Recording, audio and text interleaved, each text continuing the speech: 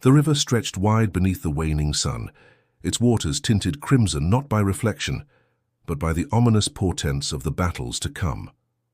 In the winter of 208 AD, the mighty Yangtze became a stage for one of the most decisive clashes in Chinese history, the confrontation that would determine the fate of empires.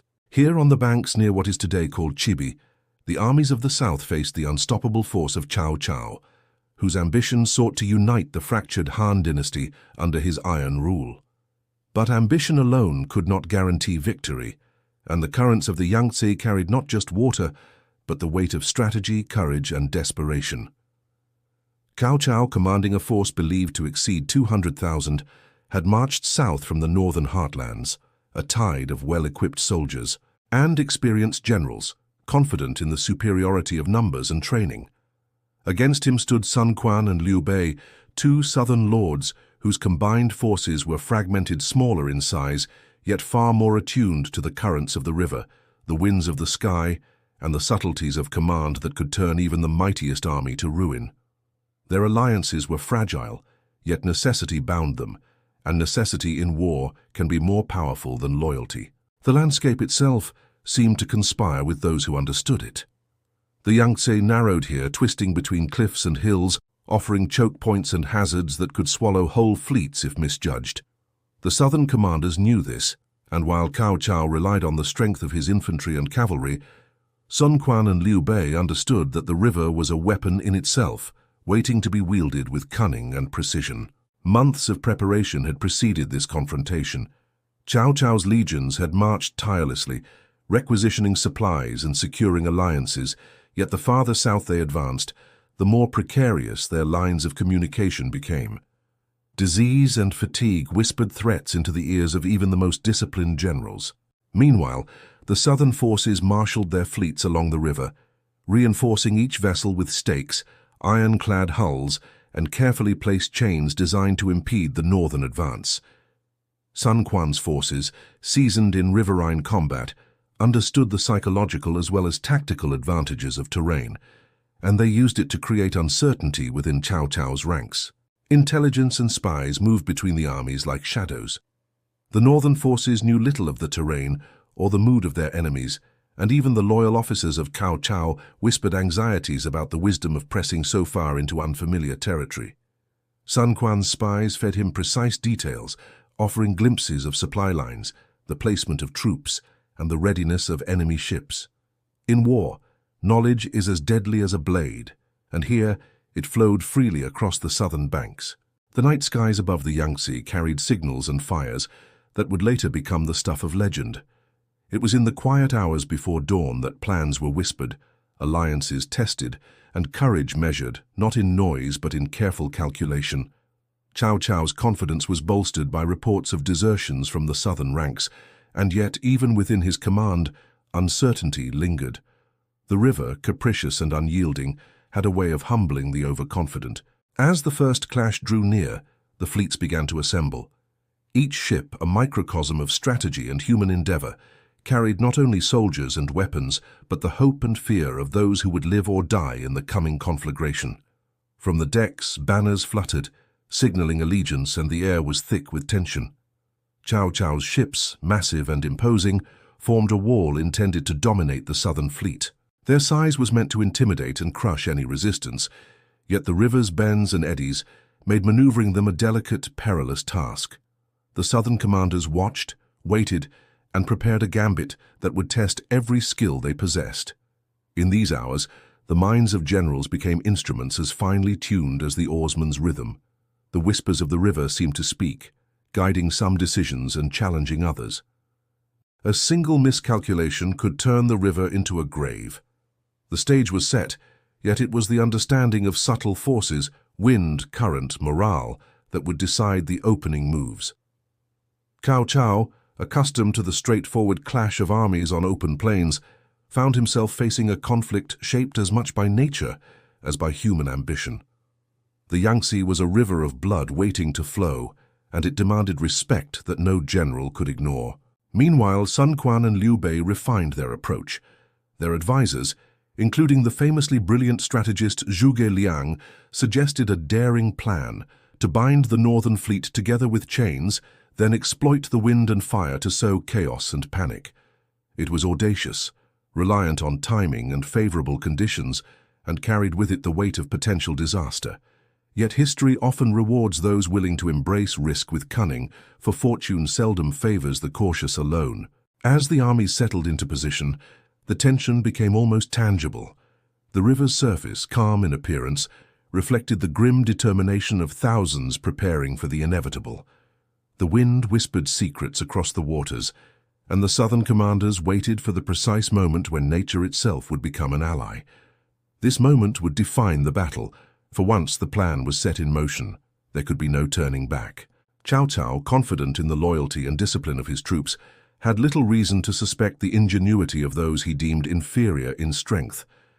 Yet the true power of the southern forces lay not in numbers, but in strategy, in understanding the river as an extension of their will, and in the unity of purpose forged from necessity. When the winds shifted, carrying smoke and flame across the northern fleet, the river became a furnace.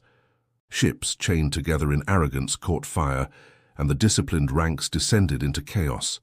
Panic spread faster than any sword or arrow could, and Cao Cao's forces, so long confident in their superiority, found themselves at the mercy of circumstances beyond their control. What began as an orderly assembly became a conflagration, a nightmarish vision of burning timber, screams, and smoke that obscured both friend and foe. The southern commanders, watching from secure positions, understood the gravity of what they had unleashed. Victory was not yet certain, but the tide had irrevocably turned. Cao Cao himself barely escaped with a fraction of his forces, retreating northwards while the river carried away the remnants of his ambition. The battle's aftermath would resonate for decades. The defeat shattered the myth of northern invincibility, bolstered the southern alliance, and set the stage for the Three Kingdoms period, where strategy, loyalty, and cunning would define the fate of emperors and generals alike. Yet beyond political implications, the Battle of Red Cliffs revealed something timeless, that even the mightiest can be humbled by a combination of ingenuity, terrain, and circumstance. It remains a testament to the intricate dance of human ambition and natural forces, a story written not in ink, but in blood and flame upon the waters of the Yangtze. The early months of 28 AD had already seen subtle movements that few chroniclers at the time recorded, but which historians now recognize as crucial to the unfolding of the battle. Cao Cao's march southward was not merely an expedition of conquest, it was also a logistical nightmare. The northern plains provided open terrain and the infrastructure to supply large armies, yet the southern provinces presented dense forests, treacherous hills, and a climate unfamiliar to men raised in the north.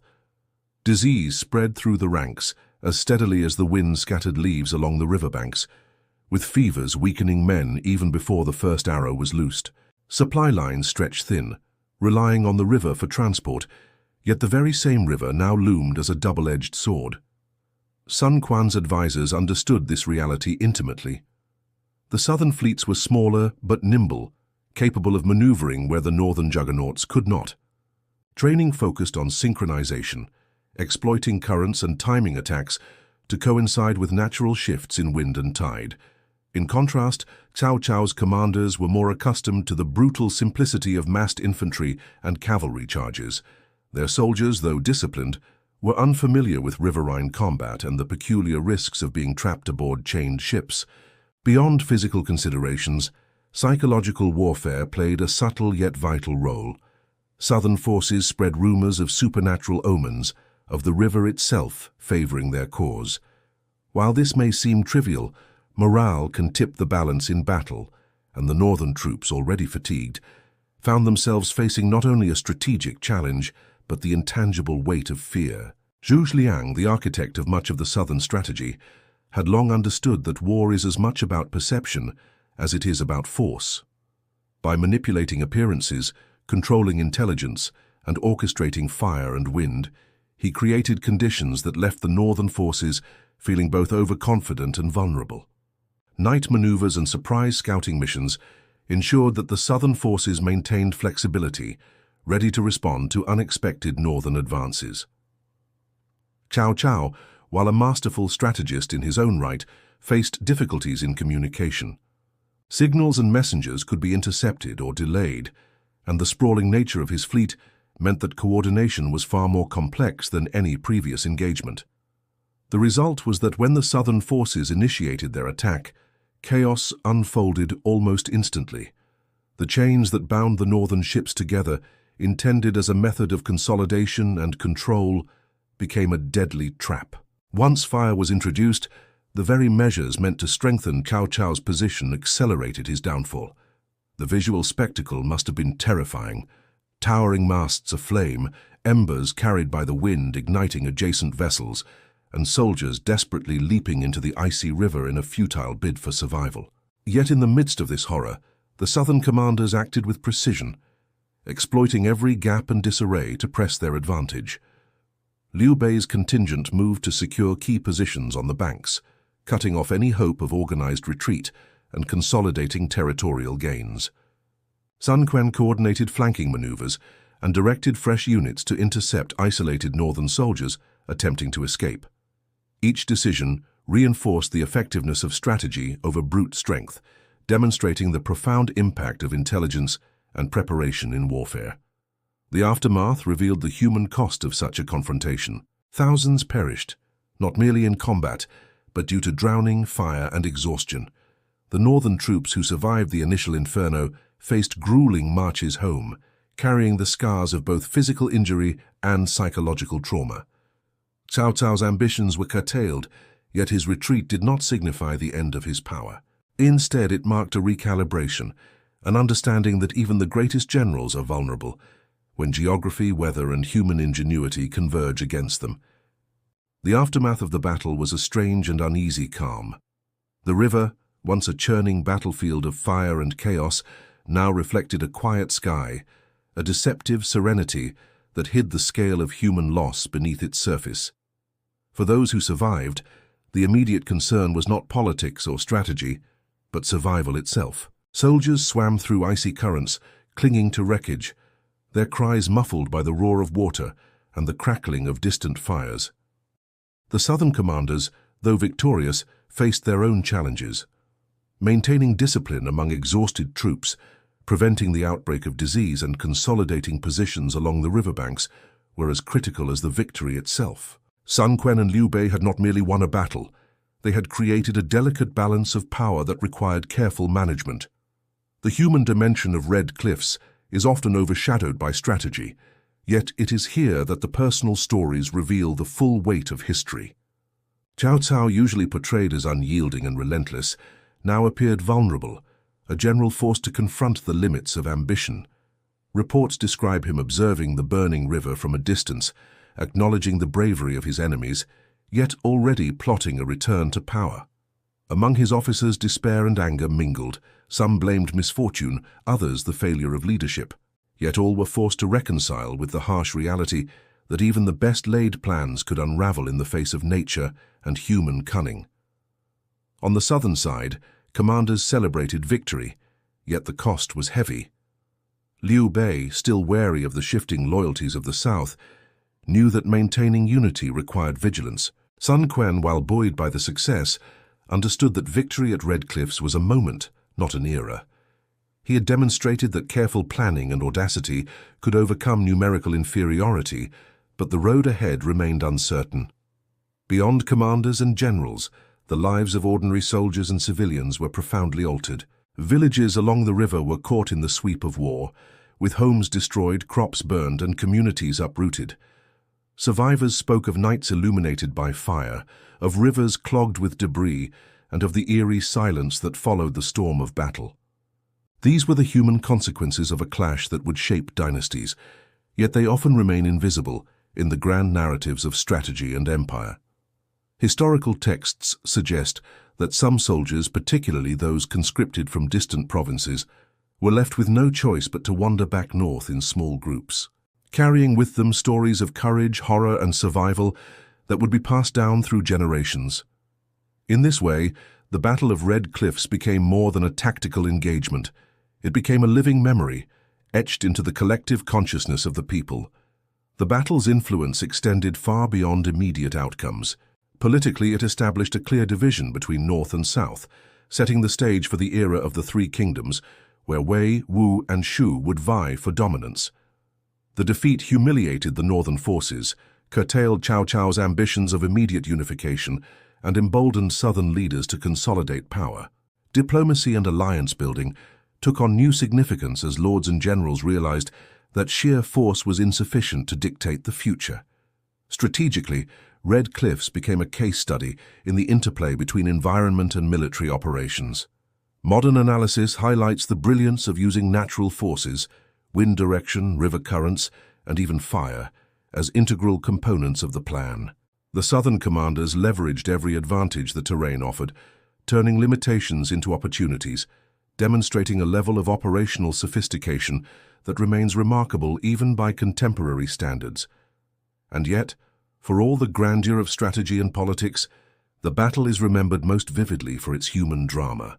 Zhegliang, often idealized in historical accounts, became a symbol of intellect, foresight, and calm in the midst of chaos. Soldiers and commanders alike relied on his calculations, trusting that his understanding of both nature and human psychology could tip the scales in a moment of uncertainty. His presence infused the southern forces with confidence that, despite their numerical disadvantage, they could prevail. For the northern troops, the narrative is one of tragedy, tempered by endurance. Cao Cao's retreat was not merely a withdrawal, it was a testament to discipline, the ability to salvage a shattered force, and the resilience required to continue pursuing long-term ambitions despite crushing setbacks. History often portrays defeat as failure, yet in the context of Red Cliffs, it also illustrates the capacity of leaders to learn, adapt, and endure. In the decades that followed, storytellers, poets, and historians transformed the battle into legend. Songs and poems memorialized the heroism of the southern forces, the cunning of strategists, and the dramatic spectacle of fire consuming the northern fleet. These narratives, while romanticized, serve as reminders that history is lived experience, shaped as much by perception and memory as by documents and annals. The river itself became a symbol, its currents carrying both destruction and renewal. Farmers rebuilt fields along its banks, fishermen returned to its waters, and communities gradually resumed life, forever shadowed by the events that had unfolded.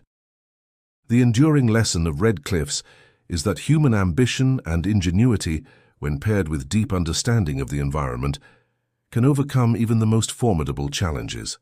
Yet the cost of such triumph is never negligible, and history preserves both the victories and the sacrifices in equal measure. As years passed, the implications of the battle crystallized into long-term shifts in the political landscape. Cao Cao, though weakened, retained control over northern China, consolidating power in the provinces he had already secured. Sun Quan established a stronghold in the south, ensuring that the Yangtze became a defensive barrier that would shape regional politics for decades. Liu Bei, through clever alliances and the strategic marriage of influence and territory, strengthened his position in the southwest, eventually establishing a kingdom that would play a central role in the era of the Three Kingdoms. The interplay of these forces, rooted in the outcome of Red Cliffs, illustrates the profound influence of a single battle on the trajectory of history. Beyond the immediate consequences, Red Cliffs had a transformative effect on military thought. The integration of environmental conditions into strategic planning, the use of fire and mobility as force multipliers, and the prioritization of intelligence and morale became enduring lessons in warfare. Commanders across subsequent centuries would study the engagement, seeking to emulate its successes and avoid its pitfalls. Personal stories continued to emerge, preserved in chronicles, oral traditions, and the memories of families whose ancestors had fought or witnessed the battle. Tales of individual bravery, acts of mercy, and moments of despair provide a human texture that complements the grand narrative of empires and armies. Soldiers who survived returned home with scars visible and invisible, their experiences shaping communities, family histories, and cultural memory. Some accounts describe remarkable feats of courage. Officers diving into the river to save comrades, rowers navigating burning waters with skill and precision, and soldiers holding their ground despite overwhelming odds. These individual acts, though small in the scale of the larger battle, cumulatively defined the ethos of resilience and ingenuity that characterized the Southern forces. The psychological dimension of Red Cliffs also left a mark on leadership theory in the centuries that followed. Leaders learned the importance of understanding both terrain and human behavior, recognizing that victories are forged not solely through strength but through preparation, perception, and timing. Zhuge Liang's meticulous planning, for instance, became a paradigm of strategic thinking, demonstrating how foresight and adaptability could magnify the impact of limited resources. In a broader sense, Red Cliffs reminds us that history is not solely the story of kings and generals, but of interconnected human actions and decisions influenced by geography, climate, and circumstance. The river, ever present, served as both obstacle and ally, shaping events as decisively as any commander's decision. Even in defeat, the northern forces learned the importance of humility and strategy, the dangers of overconfidence, and the inevitability of unpredictability in war. Over time, the story of Red Cliffs became intertwined with cultural identity and historical consciousness. Art, literature, and folklore celebrated the ingenuity and courage displayed along the Yangtze, embedding the battle into the collective memory of the Chinese people. These narratives provided not only entertainment, but also moral and strategic lessons, ensuring that the wisdom of the past informed generations to come. Today, the banks of the Yangtze carry the echoes of that fateful winter, a silent testament to human ambition, ingenuity, and sacrifice. Scholars examine relics and texts to reconstruct events with precision, while visitors gaze upon the river, imagining the fires, the chaos, and the courage that once defined its waters. The Battle of Red Cliffs remains a powerful illustration of how human determination, environmental mastery, and the interplay of chance and strategy can shape the course of history. It is a story of ambition tempered by caution, of cunning triumphing over brute strength, and of the eternal dialogue between humanity and nature. Even centuries later, the lessons endure. No army, however vast, is invulnerable. No strategy, however brilliant, is immune to circumstance. And no victory, however decisive, comes without cost. In the end, the bloodied waters of the Yangtze did more than record a battle. They immortalized a moment when history itself was rewritten by courage, intellect, and the relentless currents of fate.